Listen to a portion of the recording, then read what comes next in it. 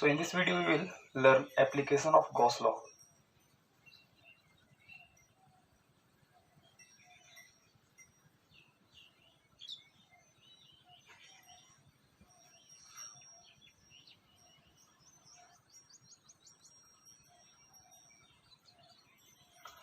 देखते हैं इसको हम लोग। तो we will start from very basic concept ताकि आपका कंसेप्ट क्लियर होते चले and slowly we will proceed to higher level. तो फर्स्ट जो बहुत बेसिक होता है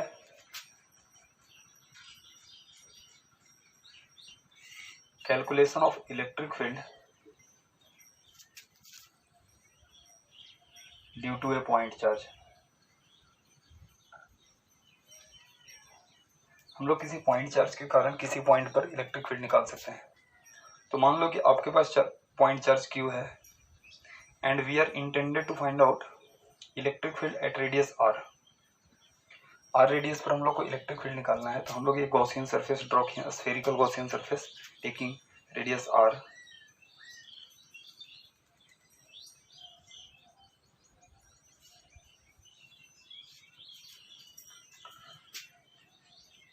तो यहाँ पर हम लोग ds सरफेस एरिया ले रहे हैं अलोंग द रेडियस, और ऑफ कोर्स इलेक्ट्रिक फील्ड भी इसी के अलोंग होगा। And of course we will use the property that at radial distance electric field is constant. तो ये हम लोग कैरेक्टरिस्टिक यहाँ पर यूज करने वाले हैं। तो Gauss according to Gauss law हम लोग क्या बोलते हैं बताओ? Surface integral of electric field over close surface, है ना। So this will become equal to four electric field is constant. ध्यान देना, एक चीज बहुत बार थ्योरेटिकल वे में पूछा जाता है कि E has to be constant over the surface area, तभी E बाहर आएगा और ds इंटीग्रेट होगा। ds जहाँ, जैसे यहाँ पर ध्यान दो, मैंने स्फेरिकल गॉसियन सरफेस लिया है, तो इस स्फीयर के हर एक पॉइंट पर इलेक्ट्रिक फील्ड कांस्टेंट है और उसका वैल्यू हम लोग जानते हैं। बस यहाँ से हम लोग उसको वेरीफाई कर रहे हैं। तो हम लोग जानते हैं, तो ये कांस्टेंट होने वाला, इस चलते हम लोग इसको बाहर कर सकते हैं। अगर किसी भी एस के लिए अगर वेरिएबल होगा तो हम लोग ई को बाहर नहीं कर सकते हैं, even surface area is constant. तो यहाँ पर ई ds हो जाएगा क्योंकि दोनों सेम डायरेक्शन, cos 0 डिग्री आएगी।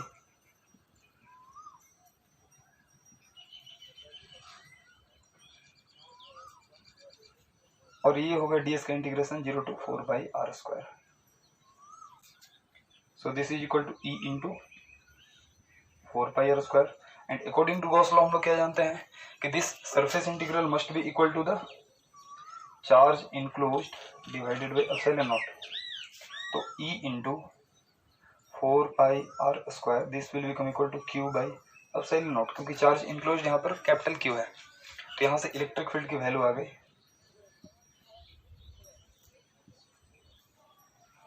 E is equal to Q by 4 pi epsilon naught r²। And we know already this. Second application है इसका, we can also calculate the electric field due to a line charge।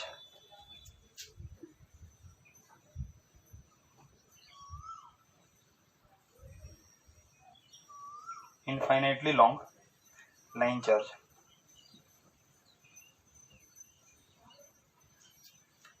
तो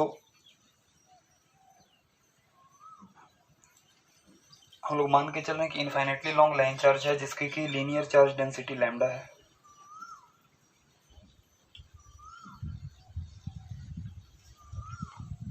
तो इसके लिए हम लोग radius r को लेकर के if you are going to find out electric field at radial distance r, तो हम लोग इस लाइन चार्ज को considering it as an axis of the cylinder we will construct cylindrical Gaussian surface. एक cylindrical Gaussian surface तैयार करेंगे, radius r हम लोग लेकर चल रहे हैं यहाँ पर। तो ध्यान देना, एक अपर सरफेस है यहाँ पर, एक लोअर सरफेस होगी, और ऑफ कोर्स हम लोग को पता है कि electric field is always radially outward in the case of infinitely long charge line charge distribution. तो ध्यान दो, कर्व्ड सरफेस का सरफेस एरिया का डायरेक्शन इधर ही होगा। यहाँ पर जो हम लोग ds लेकर के देखें, और इलेक्ट्रिक फील्ड की डायरेक्शन भी सेम हुई। यहाँ पर इलेक्ट्रिक फील्ड इधर है और सरफेस एरिया इसका डायरेक्शन इधर होगा। बॉटम पॉइंट पर सरफेस एरिया का डायरेक्शन डाउनवर्ड हुआ एंड इलेक्ट्रिक फील्ड की डायरेक्शन इधर हुई, मतलब कि ये 90 डिग्री और यहाँ भी ये 90 डिग्री हो रहा है।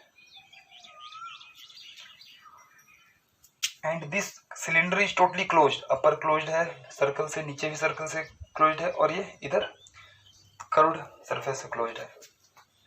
तो नाउ वी कैन अप्लाई, तो here we have taken cylindrical Gaussian surface.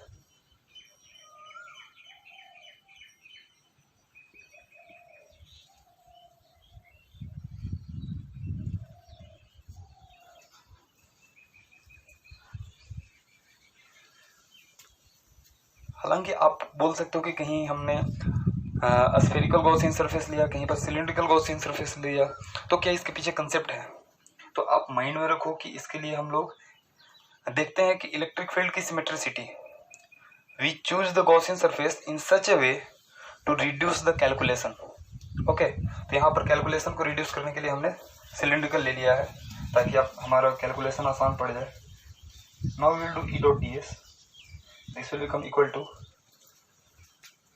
Again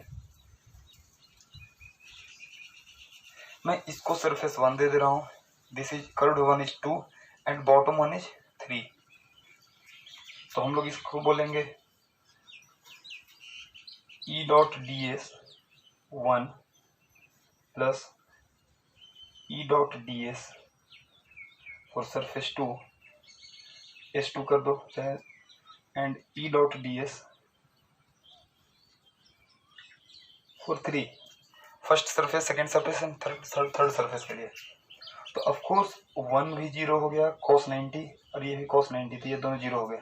बचा सेकेंड वाला जिसमें हम लोग लिखेंगे क्या, E dot ds cos 0 degree, क्योंकि यहाँ पर ध्यान दो दोनों का डायरेक्शन सेम है, ds भी परपेंडिकुलर है, रेडियली आउटवर्ड है और इलेक्ट्रिक फील्ड भी रेडियली आउटवर्ड है। And of course we know that on the cylindrical surface this electric field is going to be constant again.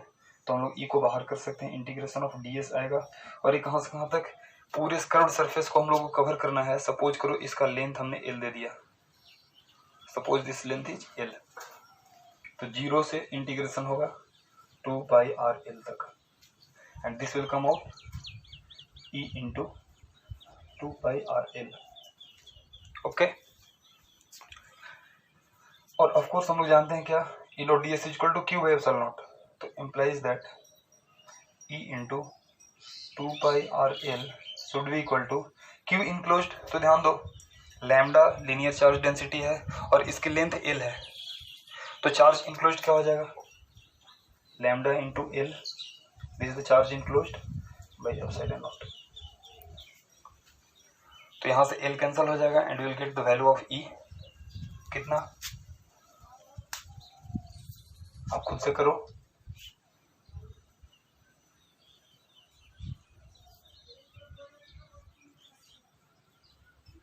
ये आ जाएगा lambda by 2 pi epsilon naught r, this will come E is equal to lambda divided by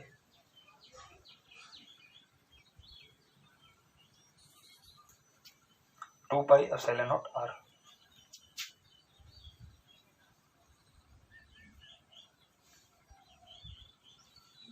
okay, और ये हम लोग integration से prove कर सकते हैं। मैं कभी आपको बाद में बताऊंगा कि इंटीग्रेशन से ये चीज़ कैसे आती है। अभी हम लोग गॉस लॉ का एप्लीकेशन चल रहे हैं।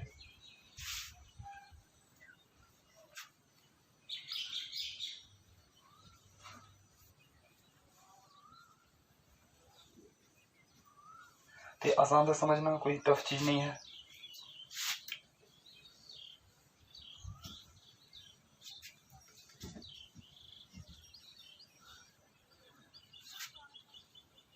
नेक्स्ट थर्ड एप्लीकेशन,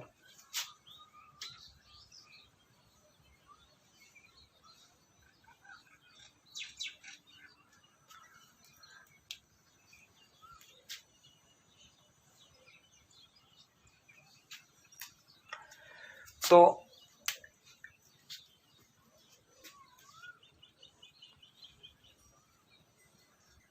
हम लोग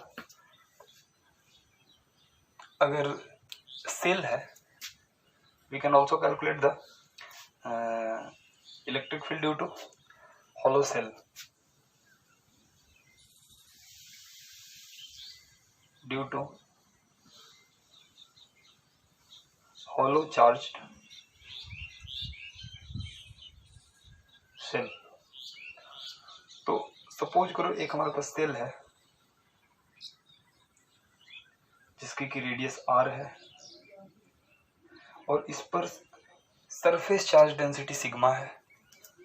ऑफ कोर्स अगर Q की बात करें तो Q कितना हो जाएगा, Q इक्वल टू हो जाएगा sigma into 4 pi r square. Okay, sigma is the surface charge density. अब हमें निकालना है electric field at any point. तो इसमें केस वाइज हम लोग डील करेंगे।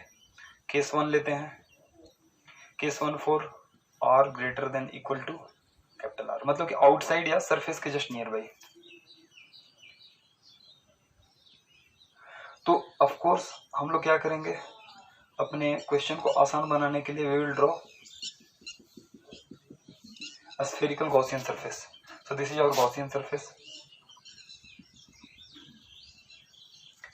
ये डॉटेड लाइन से दिखाया हुआ है Gaussian surface। This is our ds। Again ds will be radially outward and electric field at this point will be also radially outward, क्योंकि यूनिफॉर्मली चार्ज्ड है। ठीक है, हम लोग लिख सकते हैं due to uniformly charge cell. तो सी गॉस लॉ लगाएंगे तो क्या बोलेंगे, E dot D S equal to E D S cos 0 degree, और इंक्लोज करने के लिए 0 से 4 पाई स्मॉल r स्क्वायर तक हम लोग इंटीग्रेट करेंगे। सो this will become E will come out and it will become D S 0 to 4 pi r square and that is equal to E into 4 pi r square, and this must be equal to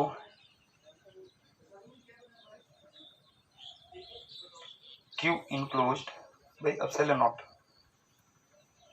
which is equal to Q enclosed कितना है बताओ, total charge क्यों हमने यहाँ पर निकाल रखा है sigma into 4 pi capital R square. Carefully हम लोग को ध्यान देना है यहाँ पर। तो यहाँ से आगे E का value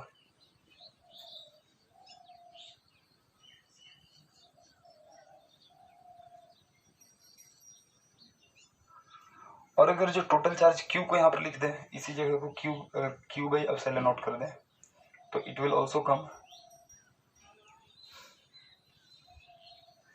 equal to Q by, दोनों चीज आ सकती है। ठीक है, अगर टोटल चार्ज Q लेकर के चलें तो उस केस में, तो दोनों केस में हम लोग देख सकते हैं क्या, E is proportional to 1 by R square. ठीक है, नाउ विल टेक केस 2। और एक चीज और यहाँ से हम लोग डेराइव कर सकते हैं, ध्यान देना, अगर कैपिटल Q लेकर के चले तो क्या है Q by 4 pi epsilon naught R square. अब थोड़ा सा ध्यान दोगे तो ये फॉर्मूला हम लोग पॉइंट चार्ज के लिए कहते हैं। अगर इसके सेंटर पर कोई यहाँ पर पॉइंट चार्ज Q हो तो इस R डिस्टेंस पर इलेक्ट्रिक फील्ड की वैल्यू होती है Q by 4 pi epsilon naught R square. Just अभी हम लोग फर्स्ट केस में देखे थे। मतलब for any point outside the hollow spherical shell which is uniformly charged, calculation of electric field is done as if whole charge is concentrated at its center। फिर से समझना ध्यान से, ये था एक पॉइंट चार्ज के कारण रेडियल r डिस्टेंस पर इलेक्ट्रिक फील्ड। ठीक है, और पॉइंट चार्ज हम लोग मतलब कि इसके सेंटर पर बोलते Q है, तब हम लोग ऐसा बोल सकते थे। लेकिन यहाँ पर इस केस में क्या है, इसके सरफेस पर Q चार्ज है, Q चार्ज यहाँ पर है, सिग्मा का हो सरफेस चार्ज है, टोटल चार्ज Q है ना। तो ये Q चार्ज के कारण भी एक जितना पॉइंट चार्ज के कारण इस डिस्टेंस पर आता, उतना ही इस सरफेस चार्ज के कारण भी आया है, स्फेरिकल सरफेस चार्ज डिस्ट्रीब्यूशन कारण। मतलब हम लोग कह सकते हैं for calculation of electric field outside the spherical cell we can assume whole charge to be concentrated at its centre. पूरे चार्ज को हम लोग इसके सेंटर पर कॉन्सेंट्रेटेड मान के चल सकते हैं। ठीक है, अब केस 2 लेते हैं।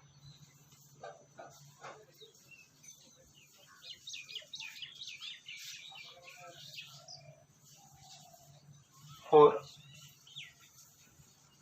r equal to r। तो यहाँ पर इसी से डायरेक्ट हम लोग क्या आ जाएगा, capital R square small are square cancel हो जाएगा और ई की वैल्यू आ जाएगी कितना, सिग्मा बाई एप्सिलॉन नॉट। और अगर जो क्यू लेकर के चले तो यहाँ पर कैपिटल आर आ जाएगा। ओके, केस 3 ध्यान देना, आर ये जस्ट ग्रेटर है, मतलब कि just we are considering outside the surface. Equal to R कहने का मतलब जैसे हम लोग ग्रेविटेशन में पढ़े थे सरफेस सैटेलाइट, तो ऐसा नहीं वो सरफेस पर घसीटते हुए चलता है। सरफेस अगर 1 किलोमीटर ऊंचा भी है तो we can consider it a surface satellite. तो सिमिलरली हम लोग जो कंसीडर कर रहे हैं just outside the surface of the cell. Okay, and therefore we are almost equalising small R equal to capital R. Case 3 R less than capital R. अब इसके लिए क्या होगा, तो ध्यान दो, ये हमारा सेल था, इस पर की पॉजिटिव चार्ज है। ध्यान देना, मैंने चार्ज दिखाया नहीं लेकिन लिखा हूं, ये हमारा पॉजिटिवली चार्ज है।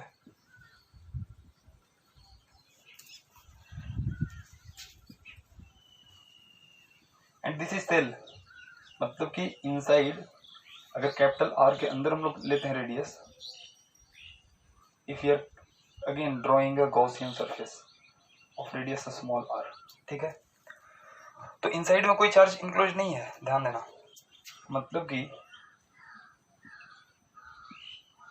ई dot D S equal to Q enclose by epsilon naught कहते हैं। और इस सरफेस के द्वारा कोई भी चार्ज इंक्लोज नहीं हो रही है। हमने जो गॉसियन सरफेस फिर से लिया spherical and it is inside the shell, then we are finding out कि there is no charge enclose by the surface. That means कि आर एच एस साइड क्या हो जाएगा, 0 बाई एप्सिलॉन नॉट, मतलब ई का वैल्यू क्या हो गया, 0। and therefore we say what, there is no electric field inside the hollow spherical cell। और अगर इलेक्ट्रिक फील्ड नहीं है तो हम लोग पोटेंशियल के किस में आगे जाकर के देखेंगे कि कैसे पोटेंशियल कांस्टेंट होता है, क्योंकि एक इलेक्ट्रिक फील्ड और पोटेंशियल के बीच में रिलेशन होती है जो कि हम लोग जानते नहीं, लेकिन फिर भी आप जान सकते हो। ई इक्वल टू आगे आएगा del V by del r r cap, तो ये आगे जाकर क्या आएगा। तो यहाँ से हम लोग ये भी कह सकते हैं कि since electric field is 0, therefore V equal to constant. Inside में सारी जगह वोल्टेज कांस्टेंट होगा, इलेक्ट्रिक पोटेंशियल, वोल्टेज नहीं electric potential. Okay, will proceed head. तो now will draw the graph for the same third case. तीसरे case में जो हमने भी ई का वैल्यू निकाला था, जो कि sigma capital R square by epsilon naught small are square for r greater than equal to r के लिए था, and 0 for r equal is less than capital R. तो इसके लिए अगर ग्राफ तैयार करना रहे तो क्या होगा, ग्राफ इधर इलेक्ट्रिक फील्ड है, इधर रेडियस आर है, तो ध्यान दो up to capital R it will be 0, ये 0 होगा, और just at this point capital R ये हो जाएगा sigma by epsilon naught, and after that E is proportional to 1 by r square. तो आई थिंक इट्स क्लियर। और ध्यान से देखो तो ग्रेविटेशन में भी सेम ग्राफ था, आपको ऑलरेडी पता है, आप ऑलरेडी इसको ड्रॉ कर चुके हो, देख चुके हो। Okay, now fourth case will take.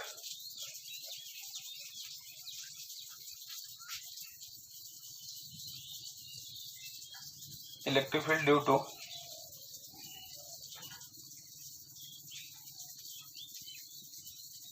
Conducting cell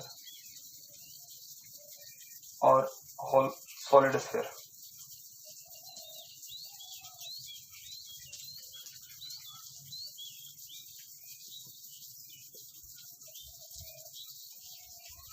with charge Q.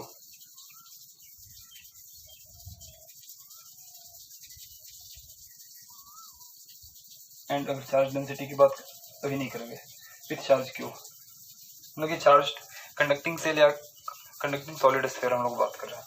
तो ध्यान देना, जब हम लोग कंडक्टिंग सॉलिड स्फीयर पर हम लोग अगर चार्ज देते हैं,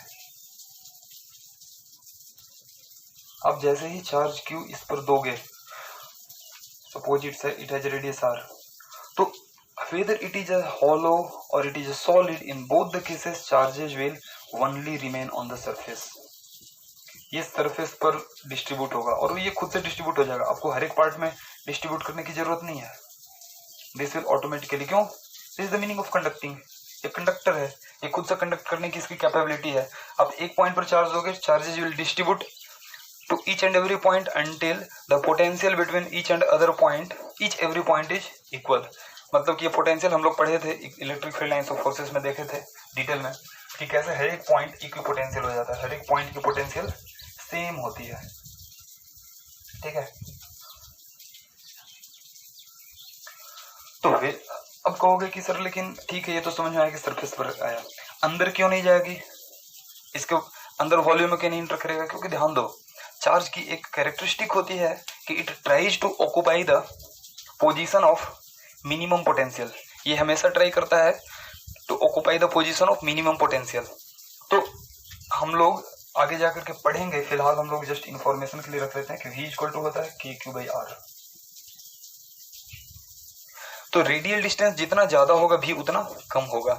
तो ऑफ कोर्स एंड स्फीयर के लिए क्या extreme position will be this surface only, so therefore it will try to occupy the surface position, it will not enter into the volume of the sphere. तो चाहे ये solid conducting sphere रहे या conducting cell रहे, in both the cases charges will appear on the surface. और मान लो कि टोटल चार्ज क्यों है, तो इसी चलते मैं वहां पर कुछ नहीं लिख रहा था. अब यहाँ से हमें समझ में आ गया क्या कि इन दिस केस अगर कुछ चार्ज डेंसिटी होगा तो this will be only surface charge density, there can not be volume charge density. Okay, तो अभी हम लोग non conducting uniformly distributed shell के लिए जो बात किए थे, सेम चीज यहाँ भी आएगा, सेम चीज, क्योंकि फिगर इज एग्जैक्टली सेम. बस यहाँ पर हम लोगों ने एक ही पॉइंट पर दिया था. नॉन कंडक्टिंग क्या है कि सारे पॉइंट्स पर आपको इक्वली डिस्ट्रीब्यूट करने होंगे तभी जाके, अदरवाइज मान लो कि अगर अनइवन वहां पर डिस्ट्रीब्यूट करोगे नॉन कंडक्टिंग के केस में तो अनइवन ही रहेगा. लेकिन कंडक्टिंग के केस में क्या है कि आप एक पॉइंट पर चार्ज दोगे, that will get distributed through out the surface, but all the formula will remain same. मतलब कि इलेक्ट्रिक फील्ड का सेम फॉर्मूला होगा एंड ग्राफ भी सेम होगा, नो चेंज. तो यहां तक हम लोग को समझ में आ गया. तो next case is electric field due to non conducting uniformly charge solid sphere, जिसकी वॉल्यूम चार्ज, क्योंकि ध्यान दो नॉन कंडक्टिंग है, नॉन कंडक्टिंग में मैं बताया कि क्योंकि इसकी कंडक्टिविटी है नहीं, तो जिस पॉइंट पर आप चार्ज को रखोगे उसी पॉइंट पर वो स्टैग्नेंट रहेगा. तो हम लोग यहाँ पर सॉलिड स्फीयर लिया है, तो ऑफ कोर्स इसमें वॉल्यूम चार्ज डेंसिटी रो रहेगा और टोटल चार्ज क्यू लेकर के चल रहा है. Suppose this is our solid sphere, radius capital R दिया हुआ है, rho is the volume charge density, Q is the total charge. तो क्यू का वैल्यू कितना होगा बता दो फिर से, रो इंटू वॉल्यूम आपको पता है 4/3 pi R cube. So this is the total charge Q. अब अगेन इसमें भी केसेस वही चलेंगे. तो केस 1,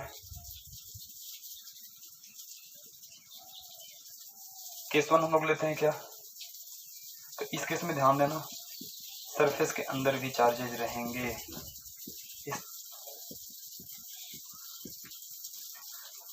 तो अगेन केस 1 सेम रहेगा हमारा, r greater than equal to capital are.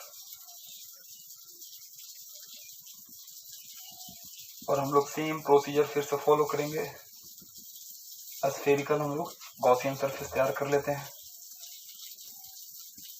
ठीक है,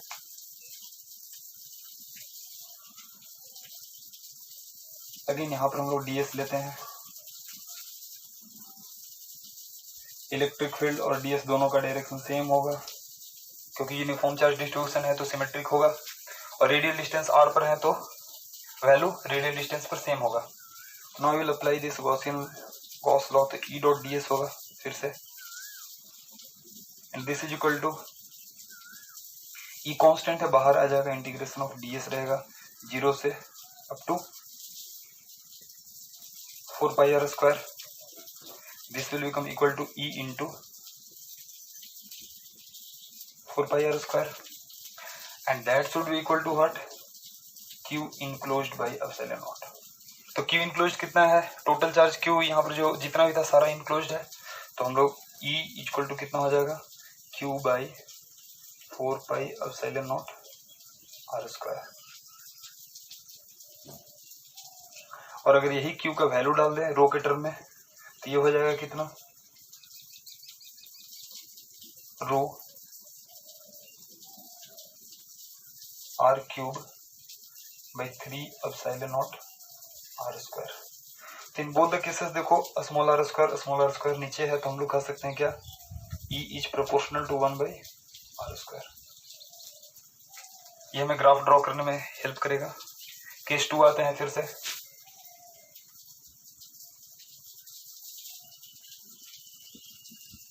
केस 2 क्या लेंगे फिर से बताओ। अब हम लोग फिर से इक्वल टू ले लेते हैं, R equal to capital R।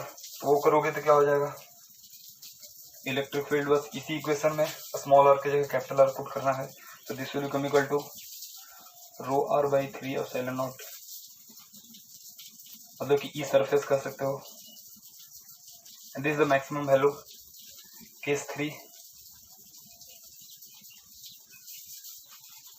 फिर से क्या लेंगे, जैसे उधर लिए थे हम लोग, R less than capital R।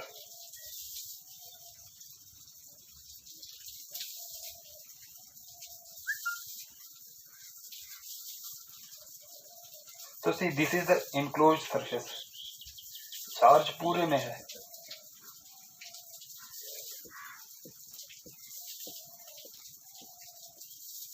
Charge तो पूरे में है, लेकिन गॉस लॉ अगर जो लगाए तो हम लोग क्या कहेंगे,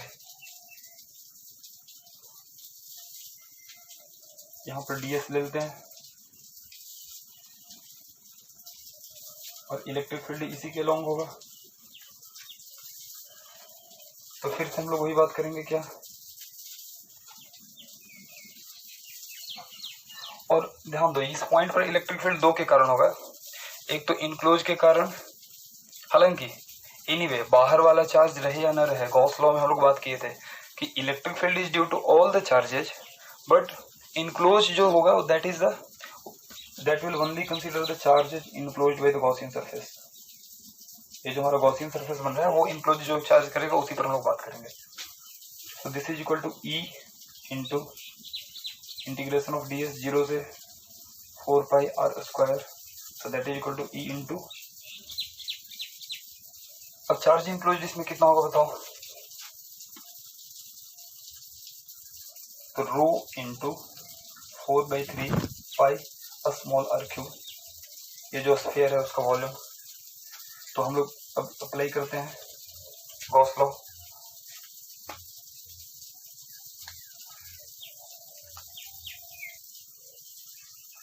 तो यहाँ पर हम लोग क्या देखते हैं, क्यू इनक्लोज का वैल्यू अगर डालें तो हम लोग क्या बोलेंगे, E dot D S equal to Q enclose by epsilon naught, और E डॉट डी एस का वैल्यू हमें आया है कितना, E into 4 pi r square,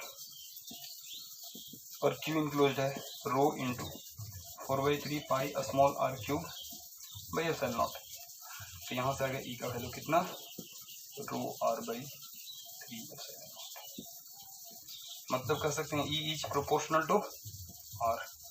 और ध्यान दो अगर कैपिटल Q के टर्म में कहें तो हम लोग एक और यहाँ पर लिख सकते हैं कि ध्यान दो, वॉल्यूम बड़े वाले स्फीयर का वॉल्यूम भी इज प्रोपोर्शनल टू, हम लोग के आर क्यूब लिख सकते हैं, के इक्वल टू 4/3 पाई, ठीक है। तो इतने वॉल्यूम में चार्ज कैपिटल Q था, तो यूनिट वॉल्यूम में चार्ज कितना होगा, Q बाई के आर क्यूब। तो के स्मॉल आर क्यूब, यार आप कंफ्यूज ना हो,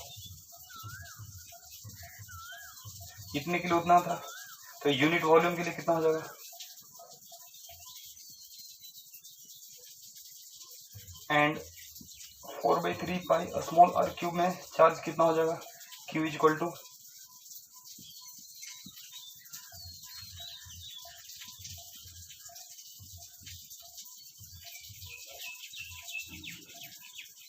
ठीक है।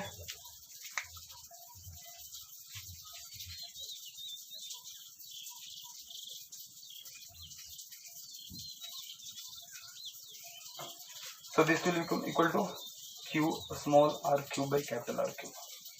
अगर ये वैल्यू डाल दें तो this will become equal to, एक और वैल्यू आ जाएगा क्यू आर बाई में 4 pi epsilon naught r cube. You'll get this. So either in this case or in this case is proportional to r. So this is the third case that we took. Case 3 यहाँ से start हुआ था.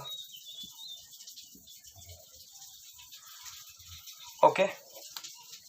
So now we will draw the graph for this.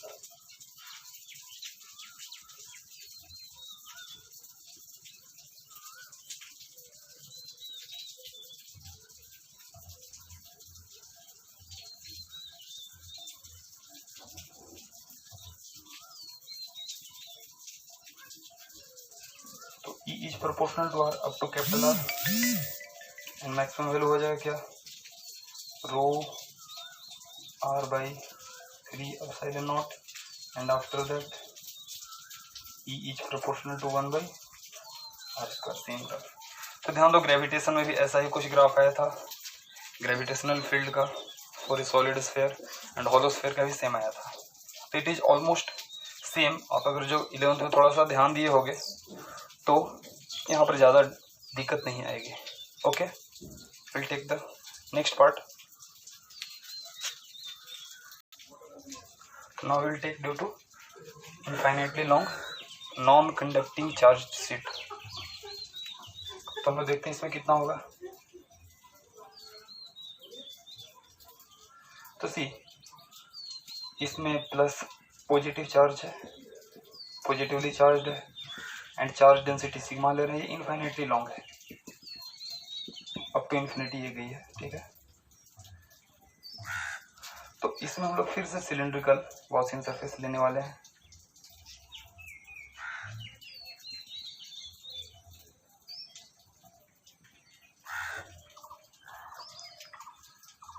तो we are calculating at near by the surface, surface के near by में.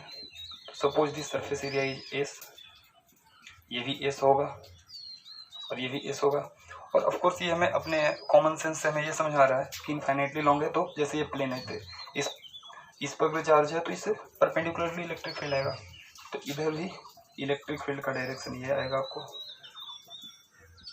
And same is the direction of area vector. Back में भी same चीज होगा.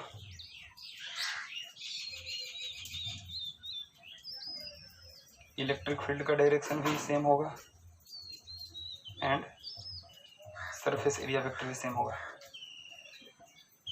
और ध्यान दो कर्व्ड सरफेस जो बन रहा है यहाँ पर, ये जो कर्व्ड सरफेस बन रहा है, कर्व्ड सरफेस में क्या है कि इलेक्ट्रिक फील्ड इधर है और सरफेस का डायरेक्शन एस इधर है. डीएस अगर यहाँ पर दिखाएं तो हर एक पॉइंट पर यही हो रहा है. Electric field is along the surface and surface area is perpendicular to the electric field. ठीक है, तो अगर हम लोग गॉस लॉ इसमें लगाएं E dot ds, so this will become to E dot ds due to curved plus E dot ds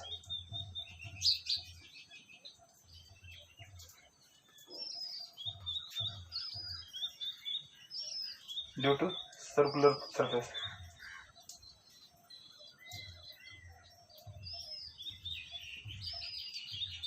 और ध्यान दो जितना इधर है एस का डायरेक्शन, ई का डायरेक्शन, एस का डायरेक्शन, ई का डायरेक्शन सेम है तो इंटू 2. ओके, और ये पार्ट हो गया कितना 0 बाई cos 90.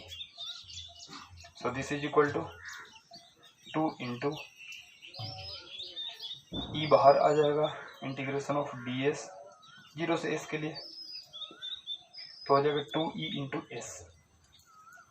अब इस पर चार्ज डेंसिटी सिग्मा है और सरफेस एरिया एस है तो क्यू इनक्लोज कितना हो गया बताओ, सिग्मा इंटू एस. तो अब लगाते हैं हम लोग क्या कहेंगे, E dot D S equal to Q enclose by epsilon naught. Put कर दो क्यू इनक्लोज को वैल्यू तो E into 2s equal to sigma s by epsilon naught. तो यहाँ से आ गया क्या, E equal to sigma by 2 epsilon not.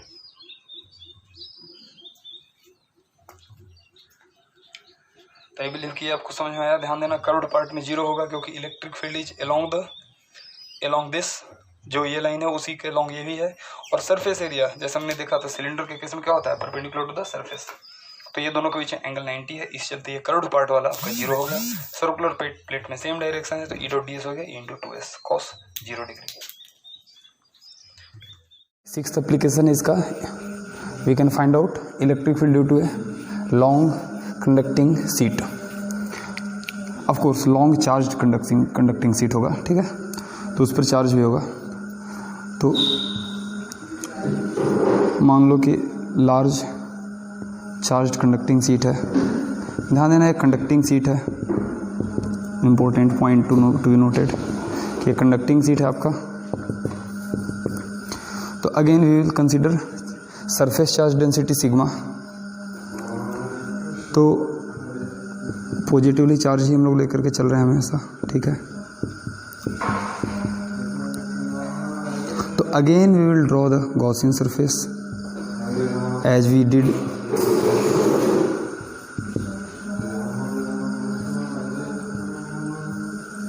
हमने जैसा किया था पहले वैसा ही फिर से करेंगे।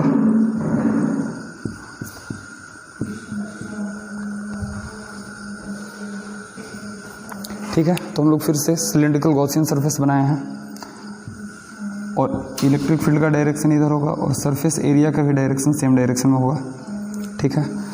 इधर भी सिमिलरली होगा, इलेक्ट्रिक फील्ड का डायरेक्शन ये होगा और सरफेस एरिया एस का भी डायरेक्शन सेम होगा। मान लेते हैं S is the surface area enclosed by the cylinder.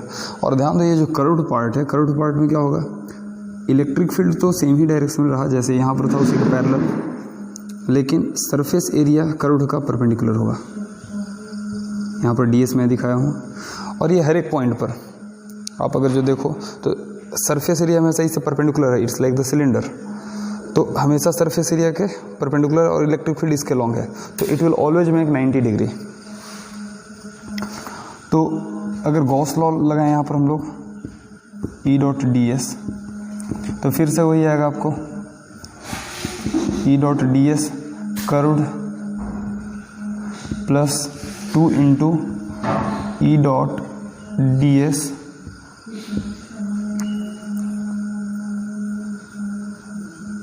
ध्यान देना यहाँ पर cos 90 आएगा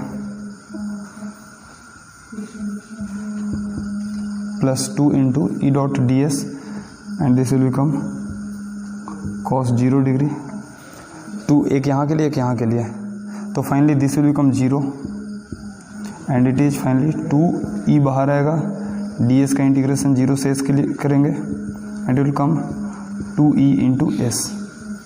लेकिन अब ध्यान दो चार्ज इनक्लोज में तो एक कंसेप्ट हम लोग को समझना है, ये साइड व्यू से हम लोग देख रहे हैं, ध्यान देना थिन सीट है,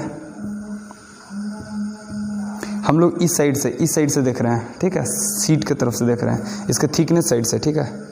जैसे अगर ये बोर्ड देखो तो इसको सीट माने तो हम लोग का विजन इस साइड से, हम लोग यहाँ से देख रहे हैं इस साइड से, ठीक है, इधर से देख रहे हैं, तो यहाँ पर कुछ थिकनेस होगी, ठीक है। तो जब इस पर हम लोग सिग्मा की बात करते हैं तो sigma appears on both the free surface. Seat के केस में एक फ्री सरफेस ये भी है, ये भी है और एक कंडक्टिंग है, ध्यान देना। तो क्या है कि आप सिग्मा ऐसा नहीं कि केवल इस सरफेस पर दोगे, as soon as we talk about the sigma then this sigma will be on the both the surface, ठीक है। क्योंकि कुछ भी थिकनेस होगा तो एक हम लोग प्रॉपर्टी पढ़े थे electric field lines of forces कि it does not pass the conductor, conductor के बीच में पास नहीं करेगा। तो कुछ भी थिकनेस होगा तो इसके बीच में इलेक्ट्रिक फील्ड नहीं होगा, उसके लिए क्या है, दोनों पर सिग्मा होगा तो इक्वली इसके अंदर में कैंसिल करेगा, ठीक है। तो पॉइंट इज दैट कि both the surfaces will have the charge density sigma. तो अब इसमें क्या होगा, क्यू इनक्लोज्ड की बात करें तो जब आप सरफेस एरिया एस लिए तो एस सिग्मा इंटू एस अपर के लिए और सिग्मा इंटू एस लोअर के लिए, तो ये हो जाएगा 2 सिग्मा इंटू एस। तो अब हम लोग यहाँ पर लगाते हैं तो हम लोग क्या कहेंगे, 2E into s, this is E dot ds and equal to Q enclose by epsilon naught, तो 2 sigma s by epsilon naught. तो इस कैंसिल हो गया and finally we got E equal to